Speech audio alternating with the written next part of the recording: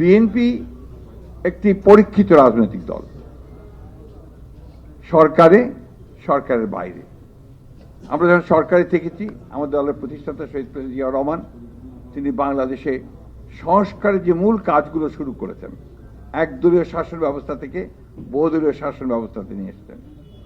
তিনি মিডিয়াকে ওপেন করেছেন, ফ্রি করে দিয়েছেন, ফ্রি মিডিয়া। তিনি অর্থনীতিকে মুক্ত করেছেন এবং অর্থনীতির আজকে যে অবস্থাটা আমরা দেখছি, সেই ভিত্তিটা তিনি কিন্তু তৈরি করেছিলেন শহীদ প্রেসিডেন্ট জিয়াউর রহমান। আমি বক্তব্য রাখবো, আমি এই কথাগুলো বলতে চাই যে বিএনপি হচ্ছে সেই রাজনৈতিক দল যে শীতাতাপ নিয়ন্ত্রিত ঘরে থেকে কাজ করে না।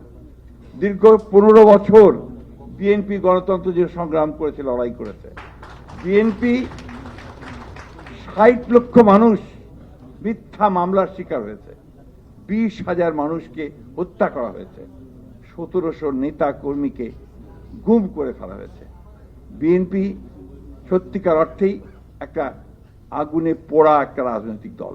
আমরা বিশ্বাস করি যে আমরা আমাদের তরুণ নেতা, আমাদের তারেক রহমান সাহেবের নেতৃত্বে আমরা যেভাবে কাজ করেছি বিগত বছরগুলোতে, আমরা যেভাবে আমাদের নেত্রী, আপসীর নেত্রী দেশনেত্রী বেগম খালেদা জিয়ার নেতৃত্বে গণতন্ত্রের জন্য সংগ্রাম করেছি, লড়াই করেছি, আমরা যেভাবে আমাদের এই দেশের স্বাধীনতার ঘোষক শহীদ প্রেসিডেন্ট জিয়াউর রহমানের ঘোষণার মধ্য দিয়ে যুদ্ধ করেছি, আমার বিশ্বাস আমরা যদি এই সামনের নির্বাচনে জনগণের আস্থা অর্জন করতে পারি, তাহলে অবশ্যই আমরা আমাদের তরুণ নেতার নেতৃত্বে এই দেশকে আমাদের আকাঙ্ক্ষিত জায়গায় পৌঁছানোর চেষ্টা করব।